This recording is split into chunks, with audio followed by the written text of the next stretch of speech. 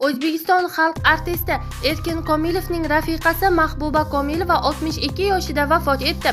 O'zbek Milliy akademik drama teatri ustoz san'atkori O'zbekiston xalq artisti Erkin Komilovning umr yo'ldoshi Mahbuba Komilova 62 yoshida vafot etdi. Mahbuba Komilova 1964-yil 9-fevralda Qashqadaryo viloyatida tug'ilgan. 1987-yil O'zbekiston Davlat san'at va madaniyat institutining rejissyorlik fakultetini tamomlagan. O'zbek Milliy akademik drama teatrida rejissyor yordamchisi bo'lib ishlagan. Erkin Komilov shaxsiy hayotida ko'plab sinovlarni boshdan kechirgan.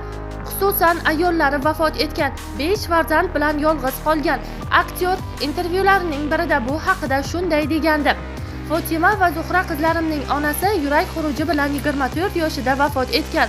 Bolalar menda qolib ketdi. U kunlar o'tdi. Keyin ustozim Shukur Burxonovning yordami bilan bolalar teatrida ishlaydigan Mo'tabar ismli bir qizga uylandim. Alloh farzandlar berdi. 44 yoshida u ham vafot etdi.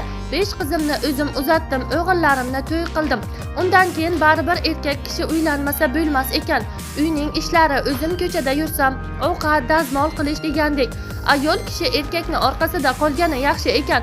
O'zimdan o'tganini o'zim bilaman. Mana hozir hech narsani ko'rmagandek bo'lib ketdim. Hozirgi ayolim Mahbubaning bahosi yo'q. Menga qaraydi. Vrachim ham, oshpazim ham Mahbuba. Shukurki 11 yoshimda yana bir bor otalik baxti nasib etib o'g'lim Oloviddin dunyoga kelgan. 2025-yilning yozida Mahbuba Komilova kelajak avlodga turmush o'rtog'ining ijod yo'li jamlangan sahnada Yuragimga quloq tutaman nomli kitobni taqdim etgandi.